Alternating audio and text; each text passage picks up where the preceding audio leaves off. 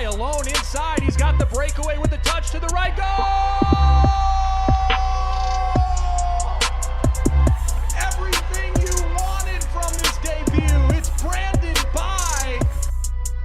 Taking a shot with the left. Goal! Isaac Frank from 25 yards out. The equalizer. Will Kidd with the touch of the goal. It's a go-ahead goal. Minneapolis City.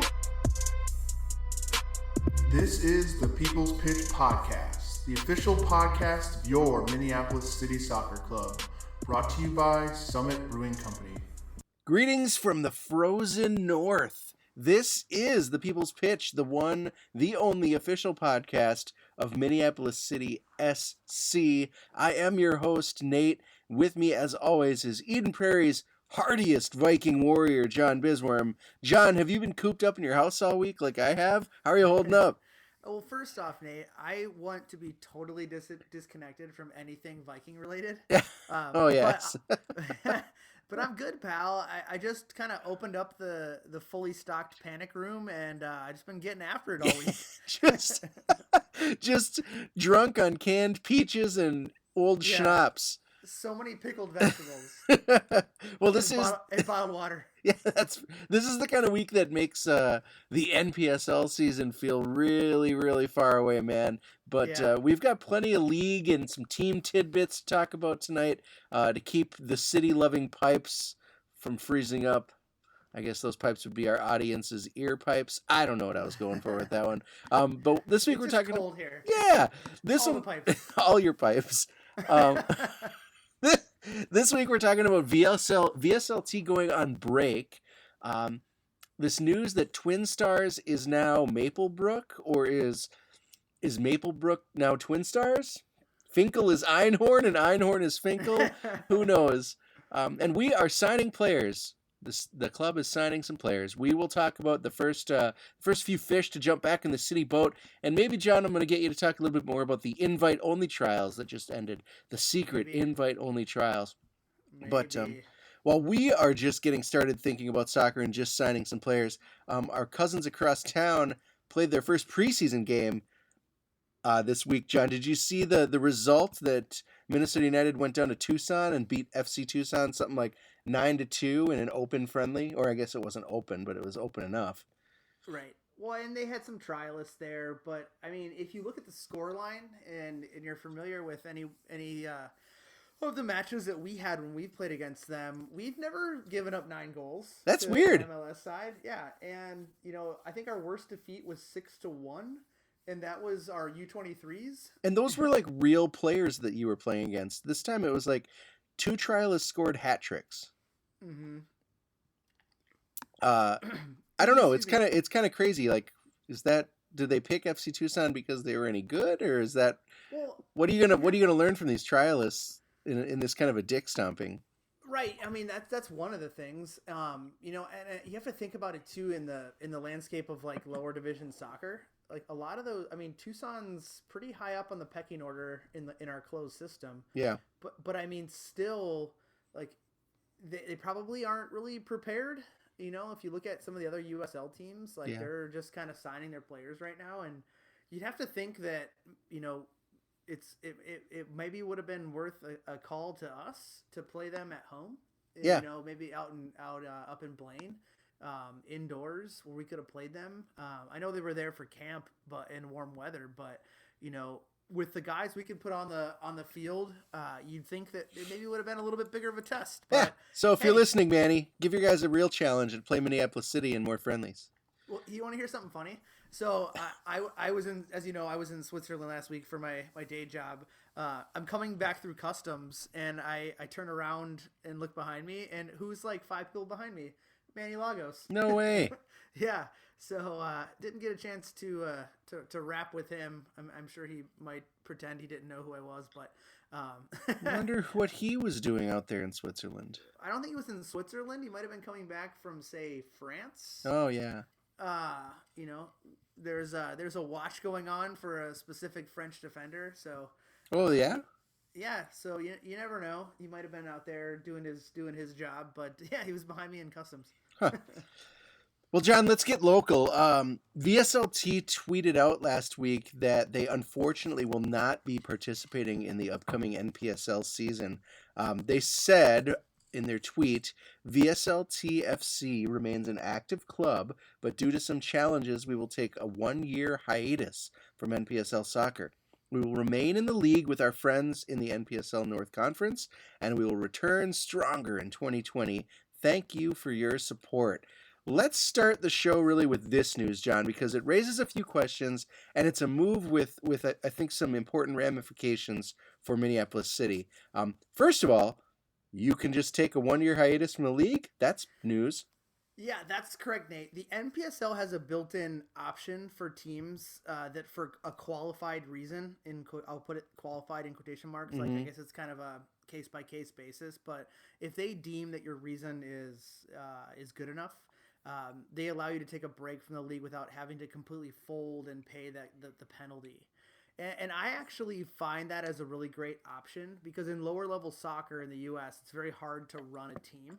Yeah. I mean, very hard. Yeah. And sometimes teams are owned by one person, and that person takes the full burden of what it takes to run the team's logistics, or the financials fall solely on that owner. And not knowing the inner workings of VSLT and what those are, I'm sad to see them out of the league this summer. I've been very vocal about how they're one of the few teams in the North that I really like that we play against. Yeah. But I'm glad to see that they're not out of the league totally, and at least have the ability to take the season off versus them falling into the bucket of failed NPSL teams that continues to grow every year. There's a historically large list of those teams, and I know they probably did their best to stay in the league, but I totally get the need for a timeout. I totally get it. Yeah, when you put it that way, I guess you never know. That's nice that they have that policy because you never know what you're going to get into when you get into lower level soccer.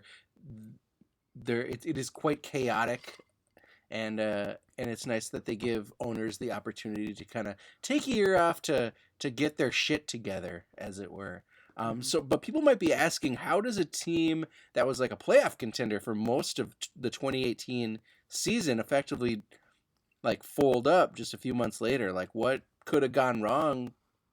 Feels kind of like a money thing, but you never know.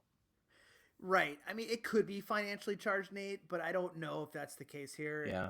Like I noted, sometimes teams at this level have just one person at the top of the pyramid, and all of the things that you have to think about fall on that person. And all the rules the league makes you follow and be compliant against. It's tough for difficult a group to get of it people together. to Yeah. do.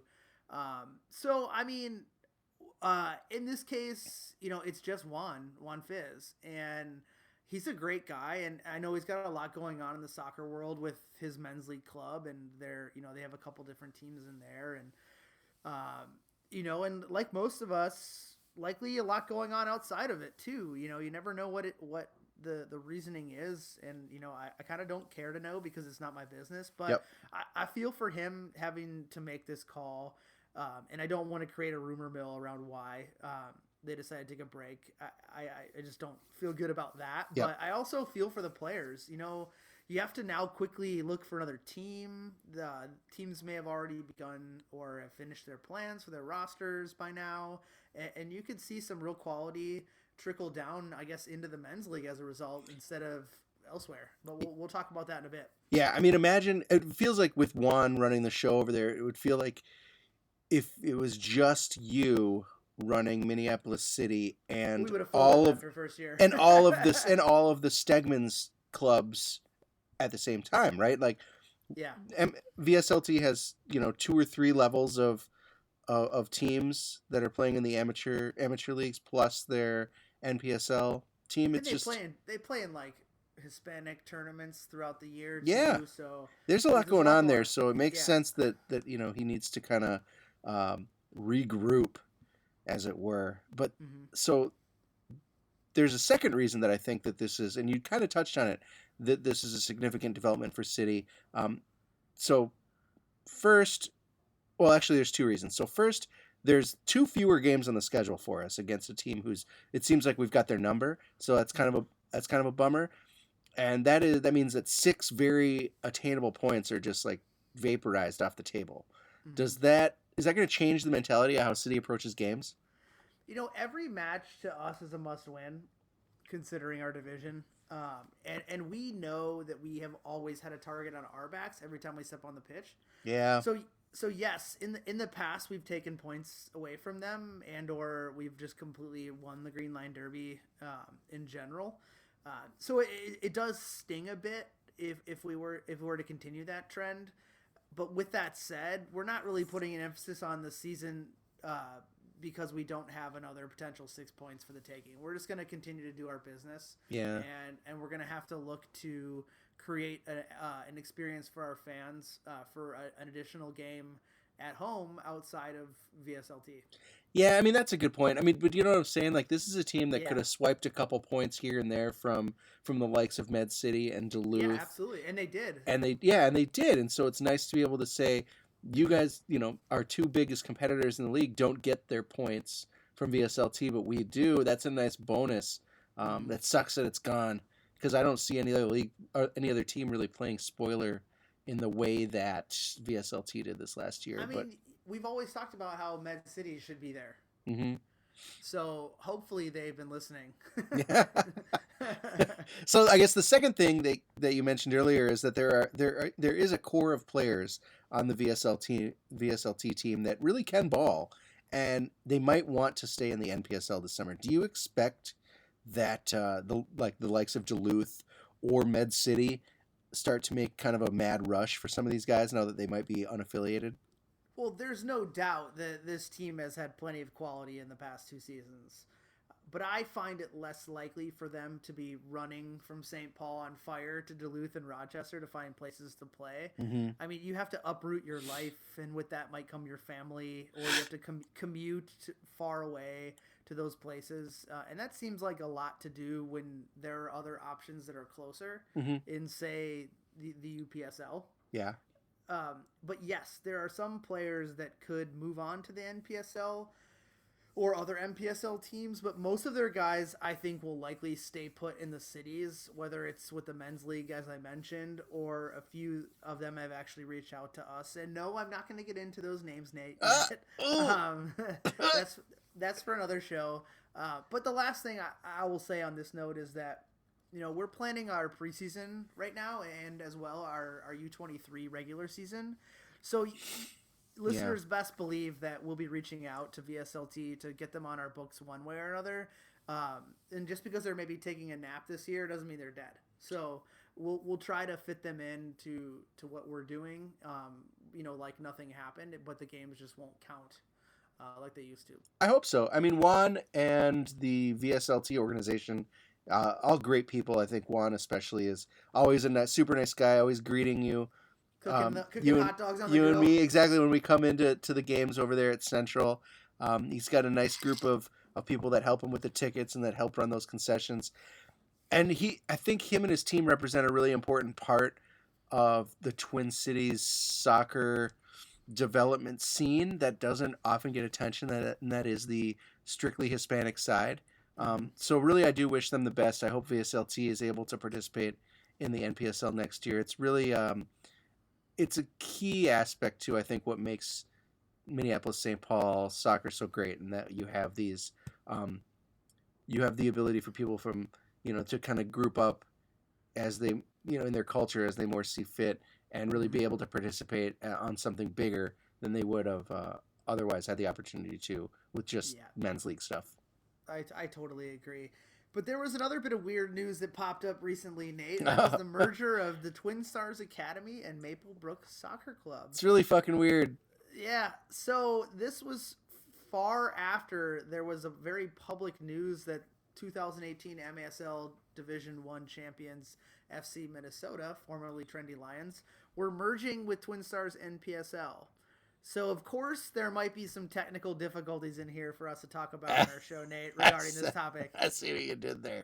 That's like great. that? Yeah. I think, John, just in your dealings with players and big swingers in the local soccer scene. You got big swingers. You got wind of the news of the Twin Stars merging with FC Minnesota pretty early, and I know you were talking to some, because I think like Will played with FC Minnesota, And so did Mark. and so did Mark Haight, and I think the Oliver brothers, right? So it's like these dudes. Yeah. The Trendy Lions are kind of, I think Chapman, former Crow Chapman, Brian Chapman is on that team too. So that's like a whole, like, it's a small world. In the soccer world, I think, and so you kind of caught wind of this. Nate Engel plays for them too, and I think a few games. Brian Coleman suited up for them as well. So we definitely have some crossover. Definitely kind of an old boys club when it comes to this team. But at the time, like you had your doubts about this merger. You kind of had told them like, take it with a grain of salt. Yeah, I did have my doubts, Nate. I made them fairly vocal to the people that were willing to listen. To me, at the time, it seemed like it was a case of the left hand not knowing what the right hand was doing, and that was clearly the case. Yeah. If it were me and I was the Twin Stars, a merger like this looks to me like a way for me to not only bolster my squad, but to a merger like the FC Minnesota merger that didn't happen. Yeah. A chance for me to bolster my squad and absorb a potential threat, knowing that, FC Minnesota, they've got really good talent, and it would stop any future desire of FC Minnesota joining the league as an opponent. And of course, it gives them a chance to try and take away the players that we talked about on the roster that played on the men's league team, and that could include some of our guys. So, but in true fashion, things with the Twin Stars completely fell apart, and it just shows how like half thought out that organization goes about things. It's really weird. So then we hear that that's officially off the table. I mean, it could have made sense, right? To say like you said, they have a good base of players. They've got some talent. Obviously, Twin Stars in the past have had a hard time finding talent that can compete at the NPSL level, and there it is, just sitting there on this FC Minnesota team, but. That didn't happen, and suddenly Maplebrook, a couple weeks ago on Twitter, announces that they are excited to join the NPSL, and that was super confusing to me. I think I even tweeted out with our account, just like when I saw that. What do we have here? Because you and I were just at and hanging around and schmoozing at the owners' meeting. And I feel that would have been something that came up in conversation and something that we would have heard about, like, yo, the guys from Maplebrook are here and they're going to join the league. Yeah, I didn't see any Maplebrook contingent at the meetings either, Nate. Yeah, so I wonder when this came together or how this came together. It doesn't feel like it. If they didn't need to be there, then is this really a Maplebrook enterprise at this point, or is this a Yusuf Darbaki joint? Who knows? But luckily. This guy DJ at E Pluribus Lunam did some digging, and even though he's a Duluth fan, we'll still thank him for the research. We seem to have the full picture thanks to this, and that is the Twin Stars as we knew them in the NPSL will now be the Maplebrook Twin Stars. Okay. And it seems okay, and it seems like the youth academy is fully this youth academy that the Twin Stars really are known for, is fully rolling into the Maplebrook organization and dropping the Twin Stars name entirely. Twinstars.com has been taken down, or MinnesotaTwinstars.com, totally gone. Back to the GoDaddy stock page. Please buy this domain, kind of a page. I'm thinking about buying it. I'm thinking about making the $10 investment. What could you do with the Maplebrook or with the MinnesotaTwinstars.com to just F with that team for the rest of your life? I'm not saying that anyone from our citizens contingent should listen to me right now, but maybe listen to me right now. Go buy the domain. It's not that expensive. Yeah. You could have kept the maintenance, just kept it alive. Anyway, so outside the NPSL team, the Twin Stars brand is basically dead, right? Because the women's team is now going to be the Fury. Twin Stars really goes to, it's the Maplebrook Twin Stars, but that's it. The Youth Academy's gone. And so, John, my question is, after kind of this, is they passed up on what seems like a pretty good opportunity to bolster their older roster, their NPSL competitive roster by merging with FC Minnesota or absorbing FC Minnesota. Instead, what they do is maybe get absorbed by Maplebrook. Like, this feels like a really strange move for an organization that, say what you will about these guys, they're decent at developing young talent. They've got a number of kids in the Minnesota United academy system. They compete at a really high level in the U12 to U19 age groups. I just don't get this. Listen to me now. Buy the domain.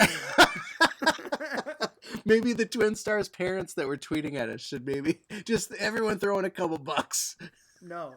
Someone attached to Minneapolis City buy this domain.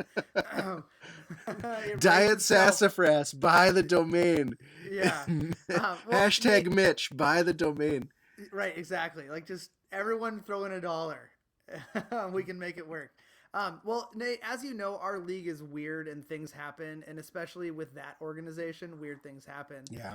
And you noted the Twin Stars have an incredibly strong youth setup, so I see this more as a merger, as more of a play at leveling the Maplebrook youth team, like you noted, up, and not necessarily the NPSL side of things. And typically, what I've seen is that youth kind of charged organizations tend to not have as much success when they dip themselves into the amateur men's soccer pool because it's just totally different from a organizational and logistical standpoint. So, I mean, if it were me and I was in charge again, I would be fielding less older players in my NPSL setup now that I have this true pipeline through the merger. Yeah. And I would be promoting some of the great youth talent that they have instead of going back to the same guys every year. So, yeah. I mean, I don't know. It's, I hate to say it, but I don't really care. It's not going to matter. It's going to be at this point, this is they're young academy players on Maplebrook are not ready yet. I don't think they have an old enough program to have kids that can play at the NPSL level. So for the next year or so, we're still going to be playing the Twin Stars. Basically, we're still going to be playing the dick stomping, crotch biting Twin Stars. I guess, and that kind of is why I fall into the I don't care category, because do you think Yusuf's going to give up any of his control of the NPSL team, being a founding member of the league, being a board member? Like, no way. He's not going to walk away. So I think this is an opportunity for him to shift his responsibility for the youth academy onto Maplebrook. Yeah. And then for him to focus on the NPSL team. And hopefully with that focus, he levels up his quality on that side. And we have a true, better, more talent-rich game against them versus what we're used to. And that might give him maybe a little more, even though he's a founding member, that might give him a little more credibility in some of these meetings to be known as someone that's got a legitimate program instead of someone that pulls a bunch of fucking shenanigans and fields a team of idiots. I don't know. I hope so. That's a great point, because at first I looked at this and thought it was totally win-win for Maplebrook. Like, it gives those kids a path to play at a higher level. Their youth academy only gets a ton more players to add to the pool.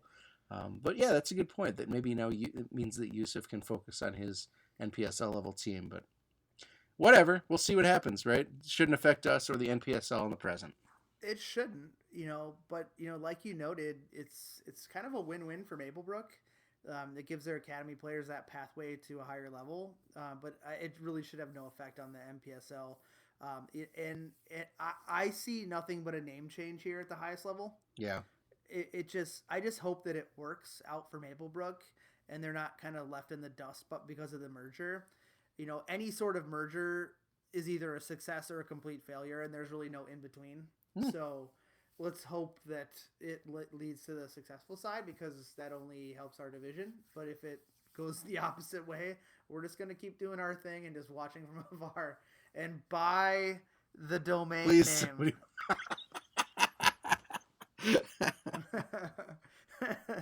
So, hey, Nate. So the team... Sorry, I just took a drink of beer. That's all I right, didn't. I yeah. hope you didn't expect me to answer. Yeah. So Nate, what is the meaning of life? Well, hold on. Yeah. So the club promised some player signings at the beginning of in January and have begun to deliver on that promise. But it comes after and in the middle of a very thorough trial process and player evaluation process. Yeah, so we try. I feel like we talk about this every once in a while. Like, how are the trials going? There's a curtain dropped in front of a normally very visible Minneapolis City operations, uh, view, and it's now we're at the point where you're basically handpicking players, right, to come back for one or two last looks. Like, we're about to lift the curtain up and reveal the team, aren't we? Pretty soon, Nate. The trials went really well. We kind of meet as a coaching staff after each session for a few summits to debrief, and all of us after the third of the fourth session said if we were to select the best 18 players from the trials we had, and that was just our team, we'd have a real good shot at winning the NPSL North Conference. And that's not an easy thing to just throw out there, knowing the quality we have. But this has by far been the best start to a season that we've had in our existence.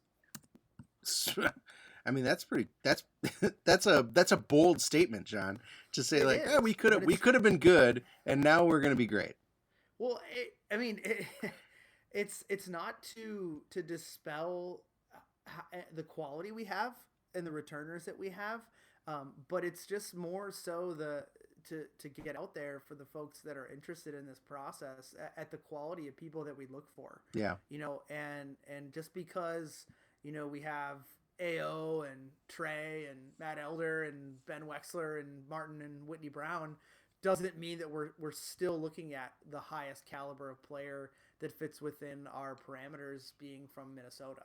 So, it's all true, man. And as it stands right now, we looked at 60 players over the course of 4 sessions. And on top of that, we had a 5th session, which was 35 players that came in for our first open trial. So before you jump into your next segment, I just want to say this is new to the rundown. I didn't see this. So this is really exciting for me too. The first I'm going to even hear about these numbers that you're about to rattle off. Lift up the hood, Nate. Here we go. Yeah, or the skirt, whatever you want to know. You snuck this in. I don't know. Either that or I wasn't paying attention. You were just not paying attention. I was writing the rest of your content. Classic us. So from an NPSL perspective, well, here's what we have. We have 18 returning players, 4 players being elevated fully from last year's U23 team. Mm-hmm. And these are all preliminary, like things could happen, but this is kind of where we're at right now. And we're looking at 10 players who we're inviting back for the last round of trials.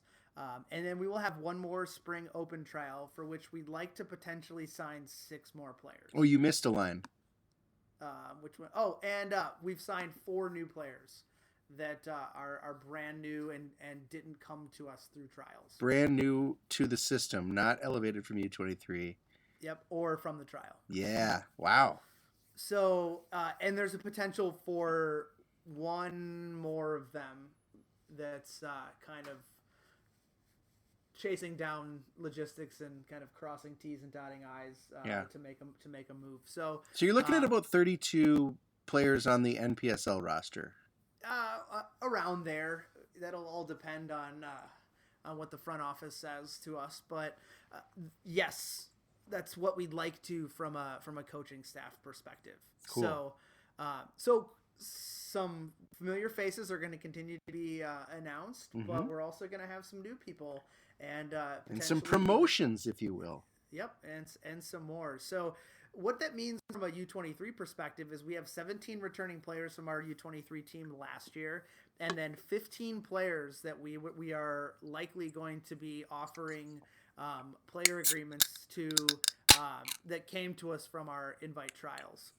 So if you go back to where I mentioned that we could pick the best 18 out of that trial, 15 of that 18 are going straight into our U23 setup. Nice. And then we have some of those 10 players that we're looking at that could potentially fill our last remaining spots on the NPSL team could also be signed for the U23 team. And again, we've identified 10 players from the 17 that we have returning from the U23s and the 15 that we're bringing in. 10 of those players we'd like to elevate. They're on like our future elevate list. If there were any problems with the NPSL team, the AAA level, ready to get called up. Right. Yeah. The Baseball America hot prospect list, I guess, if you will. I think that's crazy that there's 10 players on the U23 team that you think could succeed at the NPSL level. Like, yeah, absolutely. Pretty heavy on talent.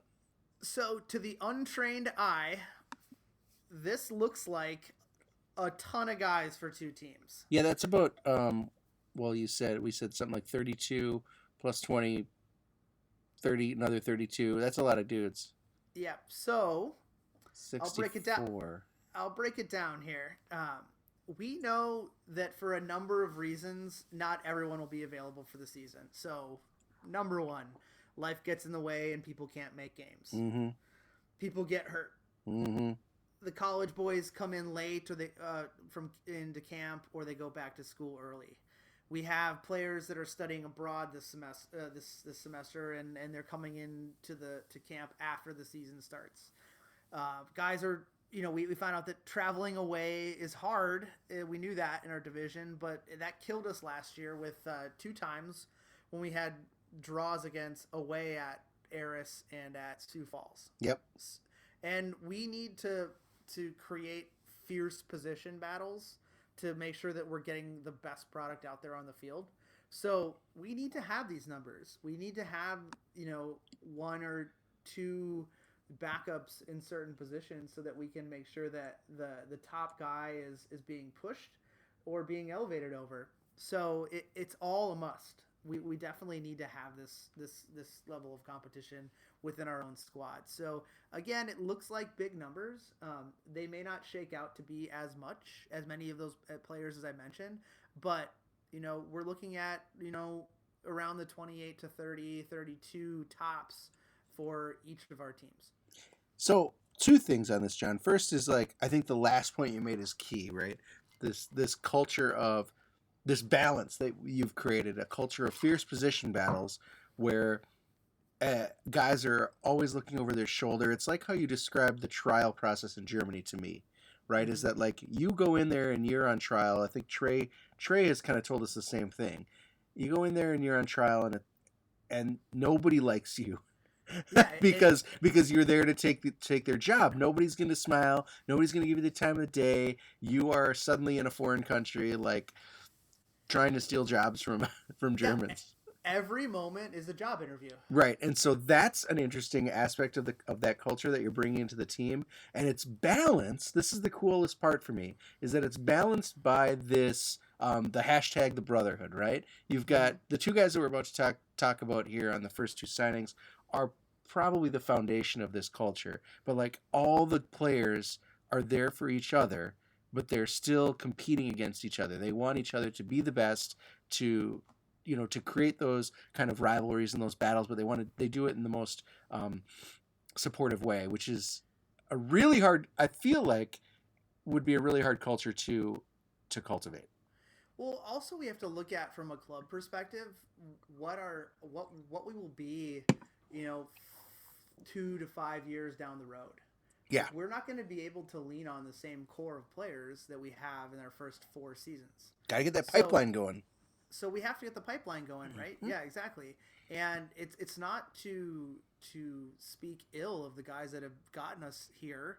It's just the natural attrition of the game, where players age out, and at our level of soccer, someone gets a better job in Boston like Brandon McGarity did, and you're like, oh, don't go. You need to play on our soccer team in the summer. No, we're not going to say that.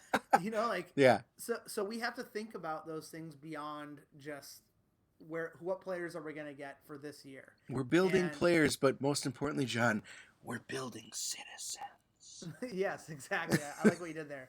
But you look at our counterparts in Rochester or in Duluth, and then even VSLT last year, they spent a significant amount of money housing players because they don't have that pipeline. So, and VSLT tried to create it with their men's league teams, and You know, some of these teams have also talked about in our division have also talked about you know what they can do to mimic us, and you know, imitation is the biggest form of flattery, right? Where, you know, teams are trying to look at what we did with our U23s and how successful we were because of them last year, and elevating that into their program. But it's hard. Good luck. And I think we've got to jump on that. And we also, I mean, look at what happened to Dakota. Like they didn't get like one or two guys back, and look how bad they were last year. Yeah, they were awful. So we're trying to you know, to eliminate that from what we do by having larger groups of numbers and getting guys to buy in. And, you know, each year as we get older, you'll see, you know, names and familiar faces not on the roster, and that's just the reality of the situation. But Yeah, man. until that happens, we're going to continue to put out the best squad we can and have the follow-up numbers right behind them waiting to come in. It's like suddenly Danny Ainge wasn't a 3-point shooting star for the Celtics. He was a coach. Mm-hmm. Yeah, exactly. Well, you also kind of brought up something that was really what I wanted to get into in my second point, that you said, like, you're just like, you're building these numbers. Like, it's nice to have this pipeline. And it struck me that you're at about 64 rostered players across 2 teams. And when you add, give or take, right? When you add the U19s next year, now we're looking at probably a total of 100 quality players across, you know, 10 to 15 years worth of soccer talent in this state. That's a pretty good like bellwether for just how good Minnesota soccer is. Well, and not to mention what we're rolling out with our MASL teams, right? With our segments organization. So you could throw onto that another 60 players that are quality, that might not necessarily be quality for the NPSL or the U23 right now, but given their opportunity, they could elevate. So from a branding perspective, Dan, when you once we slap this U19 team onto the caboose of this train, like, we've got at least 100 of the best soccer players in Minnesota, the best local soccer players, right? Mm-hmm. Like, that's a pretty good thing to tell people if they're interested in local talent. Well, yeah, exactly. And it speaks to how well, as an organization, from top down, we stuck to our mission. And, you know, we had a less than ideal season 2 years ago with the talent we brought in, and we could have easily just started to go the way of the rest of the NPSL and started figuring out how we could house players that weren't from Minnesota, and we could have gone through that route, but we didn't. We stuck with it. We did our due diligence on the recruiting trail, and we brought in and we tried to uncover everyone we could. And, you know, we still find players from our open trial process. There's quite a few this year that are being elevated that we'll talk about when we get to our full roster breakdowns. But yeah, I mean, it's exciting to see it all kind of in our 5th season. Actually, like, the tread on the tires has hit the road. Yeah, this is a real thing. Yeah. So we've got 2 player signings tonight that we've announced so far. The first to be announced, and probably the first in the hearts of longtime Crow supporters. Let's talk about our 2 old guys. I'm sure they're gonna kill you for saying they're old. But I want to caveat before we dive in. So the first 2 player signings were voted to the All PLA Team of the Year in our first year. So we're super glad that they're back with us because of their quality. So first off, we have in goal Mr. Matt Elder, breaking down some stats here, some StatCast. Mm-hmm. He's played in a total of 35 games over 4 seasons, logged just over 3,000 minutes, and earned 1 red card. We weren't able to uncover any actual goalkeeper statistics, so they don't keep those. Yeah, we don't really keep those. it's kind of just been you. So I'm sure you're the leader out of the clubhouse when it comes to goalkeeping stats. We'll try to do a better job of that next time. But Matt came to us during year one and quickly needed no convincing that what we created was what he wanted to be a part of. And, I mean, you can just ask the guy, and he just bleeds Minneapolis City, and he quickly won the #1 jersey and really never looked back from there. In 2018, he did give away to Big Game James for the early part of the season, but quickly inserted himself into the starting spot and kept the undefeated streak alive, including a huge penalty kick save against Duluth in the dying minutes of the first half that could have really swung the game in the wrong direction and could have meant we would have had to do a lot more work to win the title last year. But Crow historians will also remember the save he made on a ball off the line off of a corner kick to preserve the hardest fought win in club history, the 3-2 away win versus Madison with 11 players in year one in like 10,000 degree heat. But he recently got married this offseason. Yay! So congrats to he and the missus. They can finally move out of his mom's basement, and they have a recently purchased house of their own. So good to see that Matt grew up off the field as well. That's great. The second person we have is Mr. Ben Wexler. Ben has played 28 games, logging just over 1,800 minutes with 2 assists and 3 goals. The 3 goals coming in 3 different competitions. One in the PLA, one in the U.S. Open Cup, and one in the NPSL. Much like Matt, Wex is about as much of a club player as any in our ranks. He brings his own brand of fun to the party. He's kind of the club connector in the locker room. He's the one who established the brotherhood as a mantra. And in our first ever competitive match versus the Bavarians, sporting the second best mustache on the team that day, he was at big portions of that match the best player on the field for both teams. Who had the best mustache? Andy Laurie. Oh, that's right. He looked like a ridiculous porn star. He looked like you shouldn't allow him around your children. But Ben is just a solid player, willing to always fit into whatever plan for the team we throw at him. And most recently, he bounced back from a season-shortened injury versus in a tackle versus Duluth on Memorial Day that made some nasty crunching sounds up into the stands. But super happy to have him back, because not only is he a fantastic soccer player, but he like Matt, they're just club guys, and you need those type of players if you really want to kind of bring all this together. They need to be the glue. So, and also if you need good hair care products, just give him a ring. He'll help you out. That's his day job, right? I Yeah, can't believe exactly. it's such a weird thing. His family owns a hair care warehouse. They just Right. sell beauty products. His Instagram, his Snapchat or his Instagram is super. His Snapchat's super funny to follow because he posts all these bizarre pictures of like mannequins, just heads, heads with creepy doll hair. Or he'll be at like a hair product convention, and it'll just be a bunch of stylists doing crazy hairstyles, and he's just some dope in the background taking pictures. But he's our dope, damn it. He's our dope. Happy to have him back. I'll put the fish back on the game day playlist just for you, Wexy. and also I find it funny that I've been asking him for 3 years now, like, what's it gonna take to get Beautycraft to be a sponsor of Minneapolis City? And he's like, we got no money, man. So he said, but I can give every guy like some shampoo samples for the road. Come on. Could you imagine? It's like when Everton shows up with Angry Birds on their shoulder. Like, could you imagine if we show up and it says beauty care on our chest? Beautycraft. Beautycraft, even better. Yeah. Right.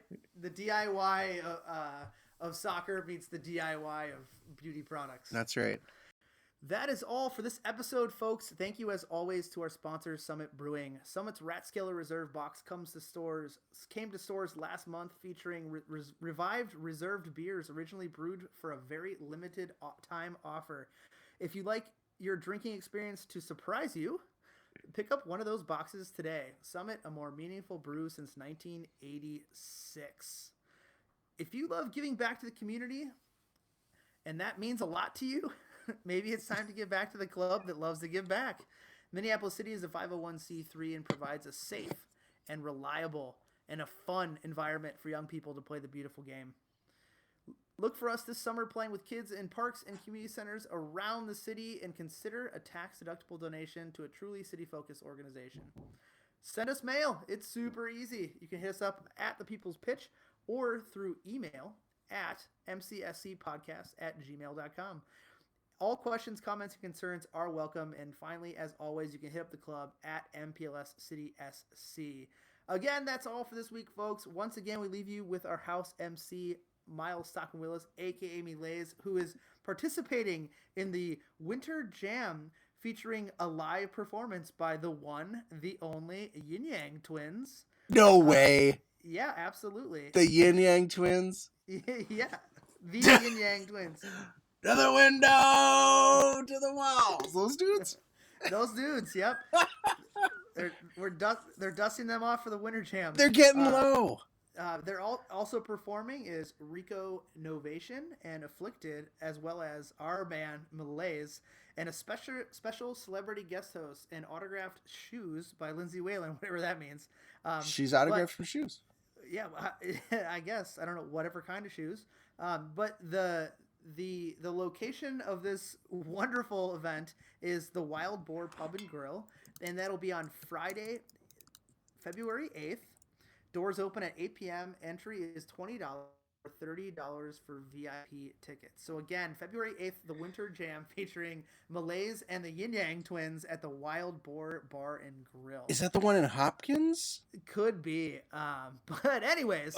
That's so amazing. I mean, I think if you missed the Yin Yang Twins at the last zombie pub crawl that they were supposed to play at, this is the time to go catch them for real.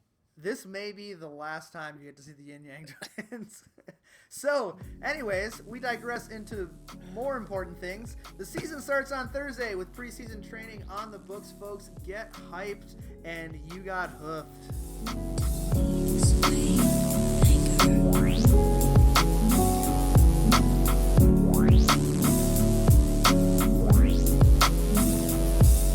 I see the real you, yeah, boo, I found you. So don't ever frown when loneliness is around you. I'ma show you that someone should crown you, not clown you, but pursue virtue would never hurt you. Critical in distance, touch is digital, biblical. Till death, love is unconditional. Telling us we're a team and not two individuals. For you, I give my spleen, the spiritual and the physical. Loving what is fragile isn't always fixable, but I see what's invisible. See it with vexed visuals. Grab my hand, hold it. We gon' think the unthinkable. I promise we will float, that our boat's unsinkable. I promise I'ma drown in you, let you drown in me. Reveal the recipe, you I love to overfeed. I love it. Let's proceed slowly, not go bad like moldy. Ravioli, rigatoni.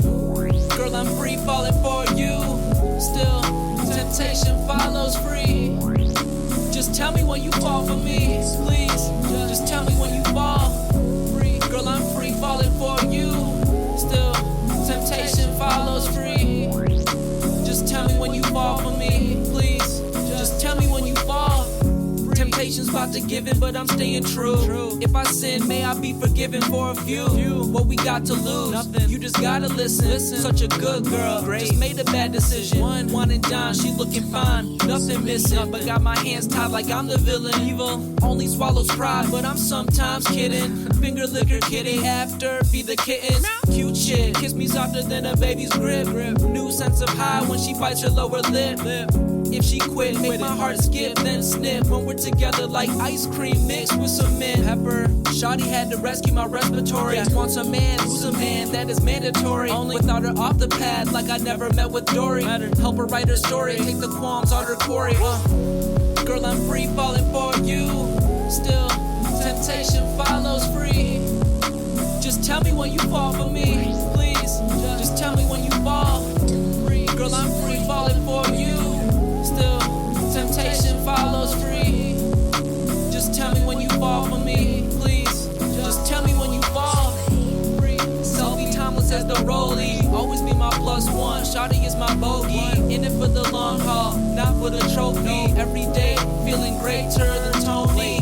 Falling for her, and I think she falling for me too. I hope falling like two V's, make a W. Type of dude to build you up and make the rubble move. Type of dude to have my phone out all in front of you. Only cause you got my back. Presence always sets the mood. Never starts any trouble without any proof. No problems if there was, make the puzzle poof. Laugh it off.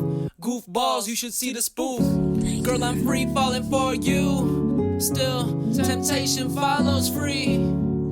Just tell me when you fall for me, please. Just tell me when you fall. Free, girl, I'm free falling for you. Still, temptation follows free. Just tell me when you fall for me.